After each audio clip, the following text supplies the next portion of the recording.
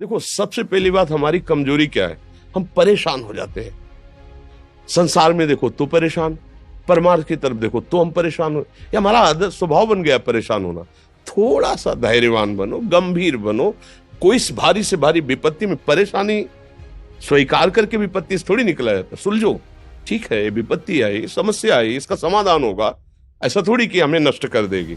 अगर अभी हमारी बड़ी हानि हो जाती है, हम कल इससे बड़ा लाभ प्राप्त कर सकते हैं। हमको एकदम बिल्कुल गंभीर रहना है, इतने कमजोर नहीं बन जाना।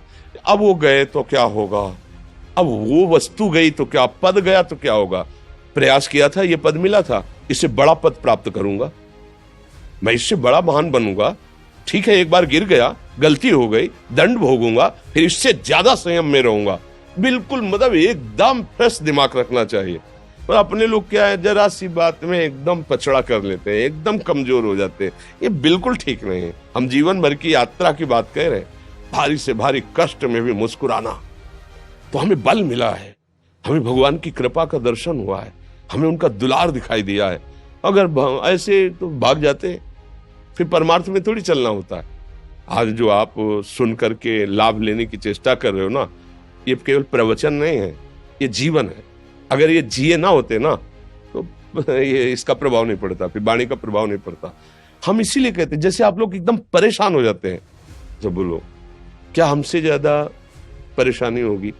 दोनों किडनी खराब, दवाई लाने के लिए पैसे नहीं, पानी रखा है, हम उठ के पी नहीं सकते, भीषण शरीर में कष्ट, भीषण बुखार, क्योंकि किडनी फेल, जरा में बुखार, खाने को क्या, रोटी मांग के लाओ। अगर वहां सब्जी मिलती है तो लाल मिर्च ऐसी पड़ के मिलती थी कि वो पा नहीं सकते थे। आप सोचो, पानी लाना है तो मुझे लाना है, पीना है तो मुझे पीना है।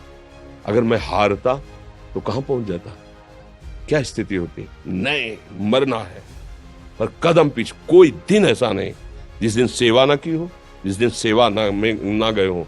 गुरु जी की सेवा में जाना है, पहले अपने को स्वस्थ साबित करना है, नहीं वो सेवा नहीं लेंगे। तुम बीमार हो, तुम कष्ट में हो, ऐसे उनकी दृष्टि परेशान थी। सेवा की, आके लेट गए। फिर हिम्मत की, अपनी श्री जी की सेवा की, मधुकरी नहीं गए, 3-3, 4-4 दिन भोजन नहीं गए, पर सेवा नहीं छोड़ा, दिनचर्या नहीं छोड़ी। और उसका प्रधान कारण संयम, ब्रह्मचर्य, भगवत आश्रय, नाम जप, कभी हारने नहीं दिया। अभी भी थोड़ी देर बाद डायलिसिस शुरू होगा। हारने, आपको हारे हुए नजर आ रहे हैं? शरीर में पीड़ा है, किडनी फेल है, ऐसा तो हम स्वस्थ बैठे हैं, पीड़ा है, बार बार प्यास लगती है, थोड़ा थोड़ा पानी मिलता है, लेकिन हम आनंदित हैं, हम प्रसन्न हैं। हम लड़ाई में हारे नहीं हैं, ना हारेंगे, हम जीत चुके हैं। हम अपने मालिक के भरोसे में अपना सब बात, तो वो ये हम अपनी बड़ाई नहीं बता रहे, हम आपको बता रहे समस्या। सोचो, तुम्हारे पास तो माँ है, भाई है, बहन है, परिवार है, कोई ना कोई तो है ना। मेरा किसी ने कभी जीवन में ध्यान भी नहीं दिया। क्यों? बचपन से बाबा जी बन गए, किसी से प्यार नहीं, किसी से संबंध नहीं, कोई जानकारी नहीं, हम कहाँ हैं, वो कहाँ है, किसी से कोई मतलब नहीं। अच्छा, जवान साधु कौन श्रद्धा करे? कभी गांव जाने की हिम्मत नहीं पड़ती कि रोटी मांग ले, पता नहीं लोग क्या सोचेंगे, क्या भावना कर ले। हम दरवाजे पे खड़े हैं, क्या कैसी भाव, जो हमारे सामने आकाश वृत्ति से आया यौवन अवस्था में, वही पाया, अन्यथा भूखे रह गए। जब हम हर समय अपने को विवेक के द्वारा सावधान रखे, तो हम कभी निराश नहीं हुए, कभी उदास नहीं हुए, कभी ऐसा नहीं लगा कि यार हम दुखी, कभी नहीं लगा। उसी का फल है कि उस सुख का संकेत मिल गया जहां दुख की निशानी भी नहीं है।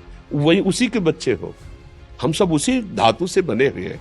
हम इतना क्यों परेशान हो जाते हैं? हम ये देखते हैं, अपने लोग थोड़ी बात बिगड़ गई परेशान, नहीं बिगड़ी तो बिगड़ जाने की संभावना में परेशान है। आज सुख है, लेकिन कल सुख छिन जाएगा, तो हम आज के सुख में सुखी ना होकर कल के दुख की आने की संभावना में हम भयभीत हो। मतलब क्या हमारी सोच रह गई? हमको इतना बलवान बनना है कि सुख और दुख दोनों हमको छू न सके। भारी से भारी सुख की व्यवस्था है तो अहंकार नहीं, हर्षित होकर किसी का अपमान न करे कि हम धनी, हम पदाधिकारी, अमुक। भारी से भारी दुख आया तो हमें किसी के सहयोग की जरूरत नहीं, हम फिर अपने कदम बढ़ाएंगे, हम फिर जुड़ी हुई अपनी भावनाओं को सजाएंगे। मस्त जीवन एकदम। तुम अविनाशी के बच्चे हो। शेर का बच्चा भेड़ों के बीच में फंसकर म्यों म्यों बोल रहा है, बस अगर दहाड़ना सीख जाए तो कोई भी उसे परास्त नहीं कर सकता। ऐसे भगवद अंश, तू प्रपंच में फंसकर अपने को इतना दीन क्यों देख रहा है? तू ऐसा है कि भगवान के दिव्यास्त्र में भी ताकत नहीं तेरे को मार सके। तू अविनाशी का अविनाशी बच्चा है, विनाशी भोगों को, विनाशी शरीर को मैं मान के इतना भयभीत, इतना दुख ठीक नहीं। ये सबके लिए, केवल एक के लिए नहीं। आप समझो, आप लोग सोचते हैं हम गृहस्थ होकर भला ऐसी स्थिति कैसे। जनक जी सुखदेव जी के गुरु हैं और राजा हैं, महल है, रानियां हैं, नौकर है, चाकर। क्या सुखदेव जी जिनके शरीर में लंगोटी भी नहीं है, दिगंबर, परमहंस के गुरु हैं जनक जी जो राजा हैं। समझो आप ऐसा ना सोचे कि हम नौकरी कर रहे हैं, हम संसार में, हम गृहस्थ हैं, हम आध्यात्मिक की ऊंचाई पर नहीं चढ़ सकते। नहीं, आप एक सरकारी नौकरी या आप किसानी या व्यापार करते हुए आप एक अध्यात्म की ऊंचाई में चढ़ सकते हैं।